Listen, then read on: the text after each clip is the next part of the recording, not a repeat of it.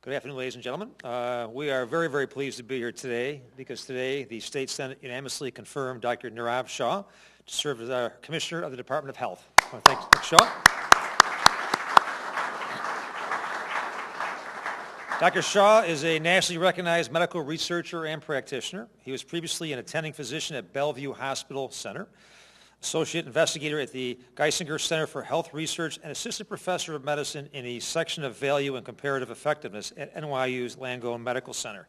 Dr. Shah is originally from the city of Buffalo. As an honors graduate of Harvard College, he received an M.D. and M.P.H. degrees from Yale School of Medicine and was a Robert Wood Johnson Clinical Scholar at UCLA and a National Research Service Award Fellow at NYU. He has served on the editorial boards of medical journals, has published over 90 peer-reviewed articles, and has received over $4.5 million in research funding. And I'm proud to say he's joined today by his wife, Nidhi, who's here, his 4-year-old son, Veer, his daughter is 18 months old, Amira, his father, Ramesh Shah, his mother, Rekha Shah, and his uncle, Deepak Munyar. And today at the Senate, it was a beautiful confirmation process to see senators on both sides of the aisle speaking so passionately about Dr. Shah. So I'd like to welcome up Senator Hannan to make some comments before the governor. Senator. Thank you, Governor. Congratulations, Dr. Shah. We had a long hearing this morning in regard to some of the colleagues that Dr. Shah has worked with and written papers with, demonstrating a little bit of the background and the current practices and even what Dr. Shah did when he was at medical school at Yale. We went into a hearing where a lot of the senators had a chance, both in the Health Committee and then in the subsequent Finance Committee, to ask Dr. Shah really the questions that had come to them as representing disparate parts of the state. And Dr. Shah, I think that I made a mention on the floor, two aspects of his current background that are going to serve well in New York State. He's an investigator with the Geisinger Health System, which is a central Pennsylvania system with 43 points of service, serving really a rural population. In New York City, he's been at Bellevue, obviously serving an inner city population. Two of the biggest sets of populations we have, illustrating the range of medical problems that will be facing this state as we go through Governor Cuomo's charge to redesign Medicaid. Congratulations. We're happy to make sure that we've interacted with the legislature and we leave you with a great task of steering the Department of Health. And with that, you get a chance to be actually sworn in, Governor Andrew Cuomo.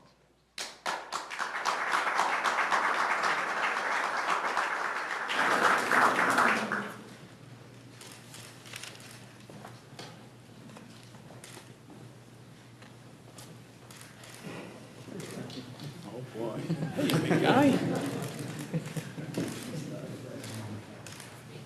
So you're all in here? Okay. Doctor, raise your right hand. Repeat after me. I state your name. I, Nirav Shah, Do solemnly swear do solemnly swear that I will support the Constitution of the United States that I will support the Constitution of the United States and the Constitution of the State of New York, and the Constitution of the State of New York, and that I will faithfully discharge and I will faithfully discharge the duties of the office of Commissioner of Health of the State of New York of Commissioner of Health of the State of New York to the best of my ability. to the best of my ability. So help me God. So help me God. Congratulations. Senator.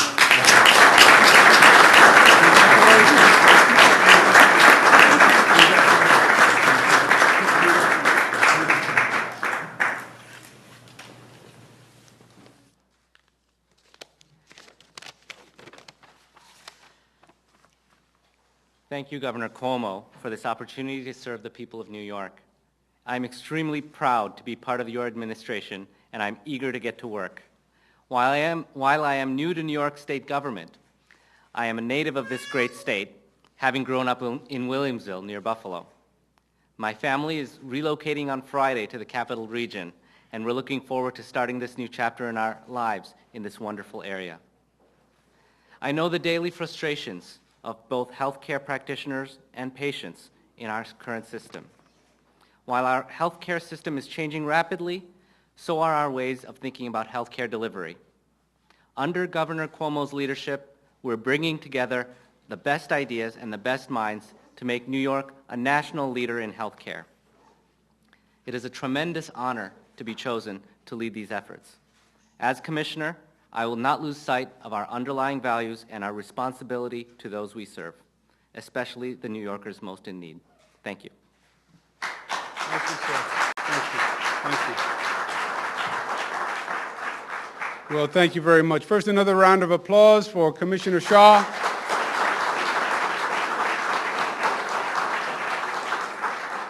I want to thank the Lieutenant Governor Bob Duffy for his great work.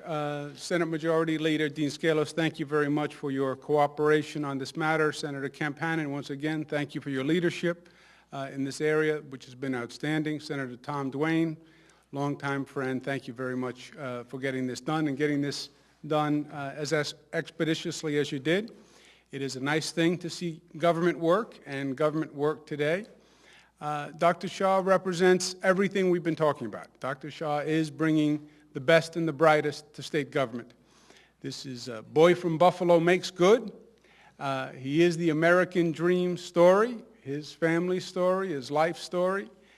You could not find a person who has better credentials for the position, literally. This is a person who could do anything that he chose to do right now in his career. He does not need public service. He doesn't need this challenge, but he wants to serve. He wants to make this state better. He wants to make his community better, and I can't tell you how pleased we are to have him with us. Once again, I want to thank the Senate very much for getting this confirmation done and getting it done quickly. This is a very complex area, especially with what we're going through, and the Senate was comprehensive in their questioning of the candidate. But also moved expeditiously, and that's the balance we're trying to seek. Dr. Shah is the second technical appointment choice, I guess you could say. Lieutenant Governor Bob Duffy was first, did not require Senate confirmation, all due respect to the Senate, but the Constitution still wins. And I gave the Lieutenant Governor, and I'm going to give Commissioner Shah today, a pin and a coin that we had made up for this administration. And the coin is a coin of the state of New York. This is also an eye test. It's part of the department. But the coin says on the top, performance, integrity, pride. And along the bottom it says, I work for the people. And to me that sums up in several words exactly what this administration is going to be about. Performance, integrity, pride.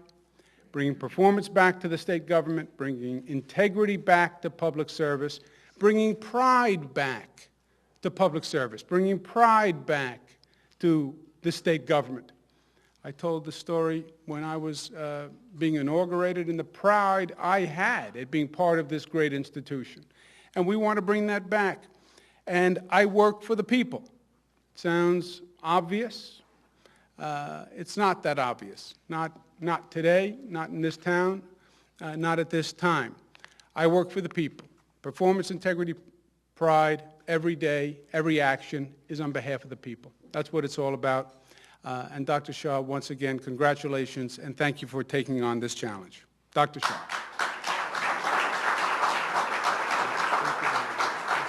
We'll stay here with you. Any questions for the doctor, new commissioner, or myself?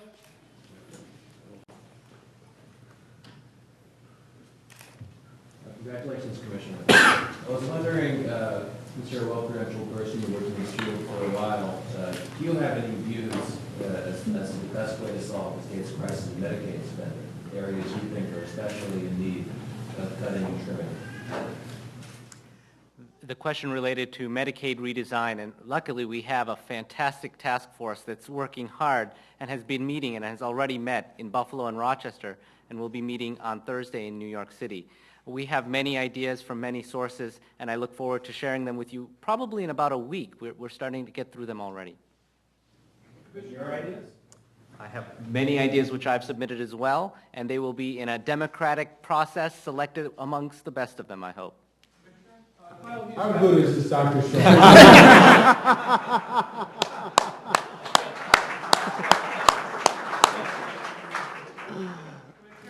Kyle Hughes here. My question is, how realistic do you think it is to move people on Medicaid in New York into HMOs? We've already begun the process. It is realistic, it does work, it improves the quality of care they receive, and it saves money. Do you think it'll be able to be done in Governor Cuomo's first term or his current term? Yes. Commissioner, the former commissioner really pushed putting a tax on sugary beverages. Where do you stand on that? Do you think we should that could be a revenue raiser for the state? We have talked about pediatric obesity and other approaches to combating this very important disease. We have committed to no new taxes at this time. Is it a bad idea on policy grounds, Commissioner? I'm sorry, what is it? Is it a bad idea on policy grounds, putting aside the question of the administration's position on taxes as a public health measure? Is it effective? We don't know that it's effective or not. We're trying different demonstration projects, currently with working with the federal government on seeing if we can find ways to do demonstration projects around food stamp use for different sugary beverages or restricting some of that. Commissioner, any idea how many hospitals might have to close as part of the reorganization? I have no idea. Will some have to close? They may. It's up to the board of directors of the hospitals. We will help to make sure that the safety and quality of services offered to the state of New York are maintained. Well, based on your understanding of the system, do you think there's an oversupply of teaching hospitals, for example, doctor training in New York? No. You referenced childhood obesity as a disease. Is that a well-recognized diagnosis, or is that just kind of a thumbnail kind of projection of what it is? Because a lot of people think it has to do with lifestyle. Over 40% of patients, of children, are currently obese in New York State. This is the first time in our history that our kids may not live as long as we live. The actual rates of pediatric obesity are first and foremost to blame for that potential problem. I'd actually imagine whether it's a disease or not, because if it's a disease, what's its origin? It's multifactorial. There are cultural aspects of it, environmental aspects of it, and that's why the solution is going to be complicated. We need to engage all parts of the system, including our schools, to combat this scourge. At the Medicaid task force here, there's been talk about accountable care organizations, health homes. Are these the things that can be implemented in a matter of weeks? Medical homes, accountable care organizations, and other models of care are important ways to realize the gains that we've learned over the last few years. We've had successful demonstration projects in New York State already, including in the Adirondacks Medical Home Project. It can't be done in weeks, but it can be done within a year. One more quick question. Do you see the Medicaid redesign team coming up with real savings for this budget as opposed to savings down the line years from now? I mean, we're talking about having to cut billions from Medicaid this year. Is there anything from this team this year that can help close the deficit? Absolutely. Our charge is to look at the short-term gains. We have this process continue through November to look at long-term gains. But by March, we will have a list of ideas that will realize real short-term gains and save money for the system while improving or keep preserving the quality of care received. Well said.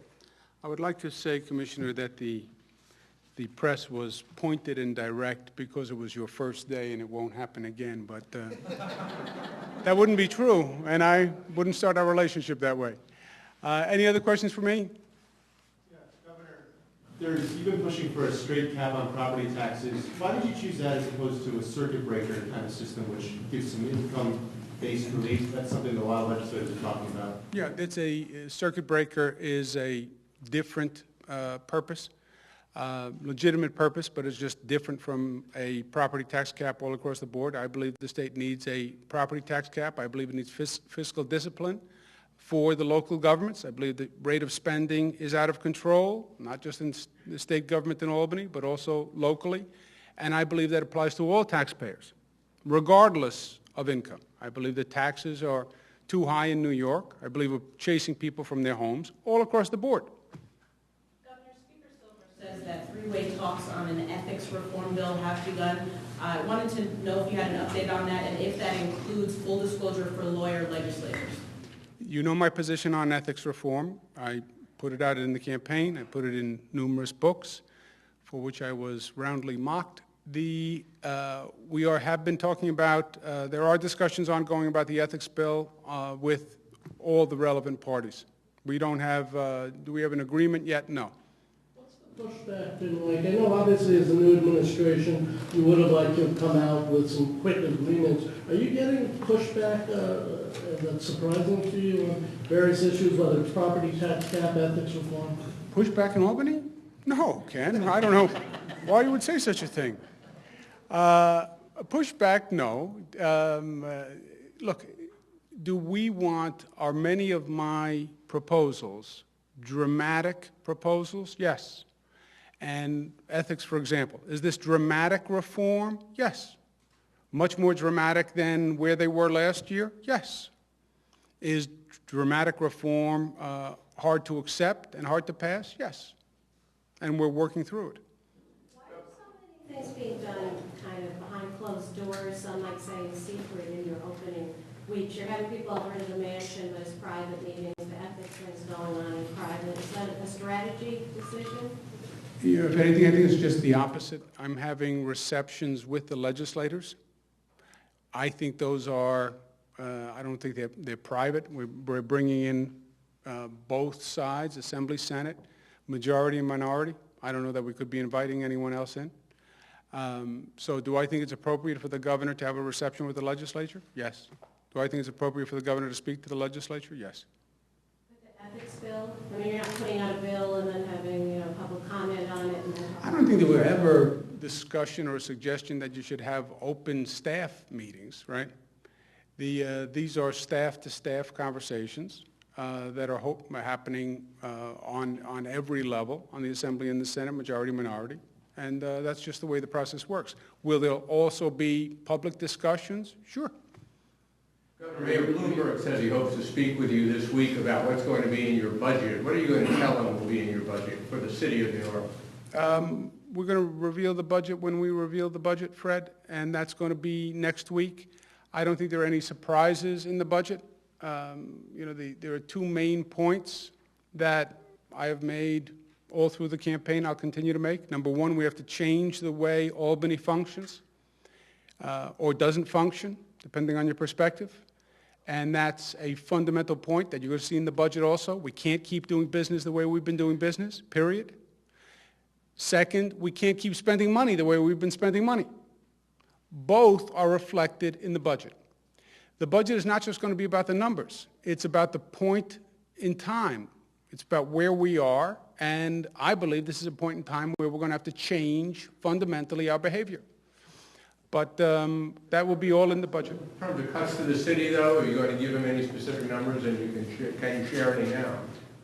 I'll be talking to the mayor. Obviously, we want to find ways to be of service to the city of New York, as well as upstate cities. These are tough times, Fred, for everyone, for the state's finances, for New York City's finances.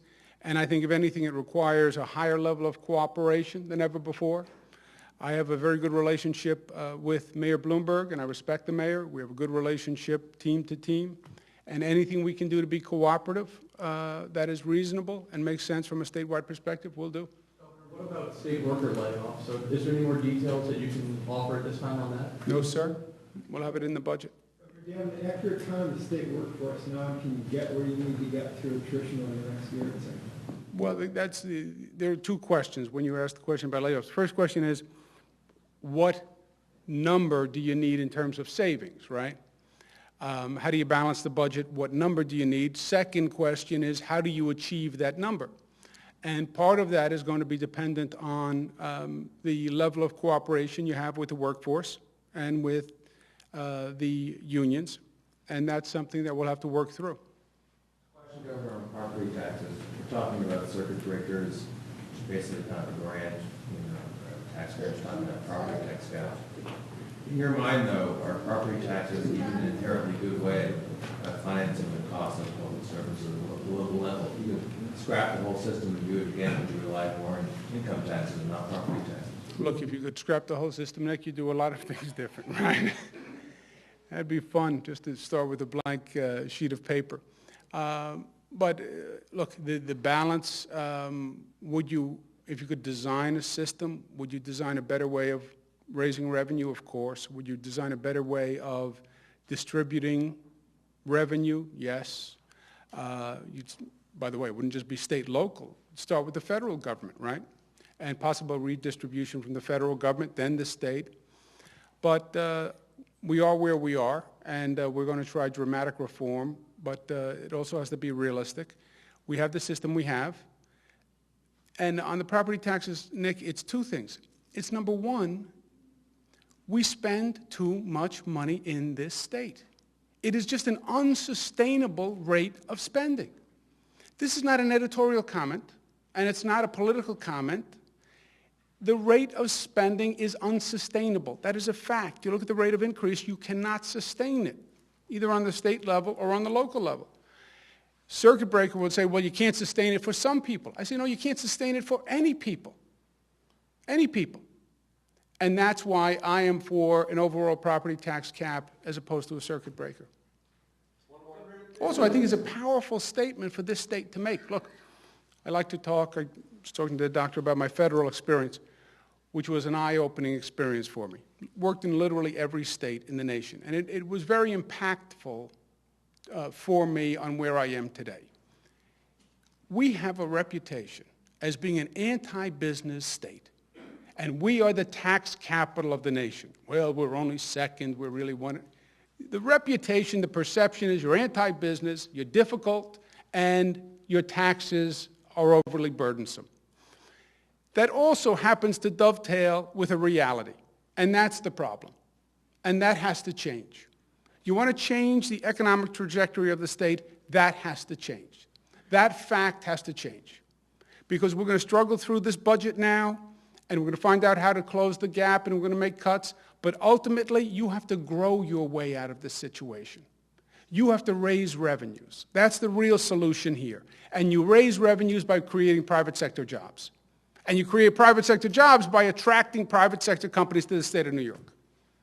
And that's the riddle that you have to solve. Well, how do we get businesses here if we're the highest tax state in the nation and they don't want to come? That's what you have to solve. And that's what we're trying to do. In the meantime, you have an immediate problem of closing the gap. There's been some talk to keep Chris Ward or Jay Walder. There's a report that you're keeping. I'm sorry, Ken?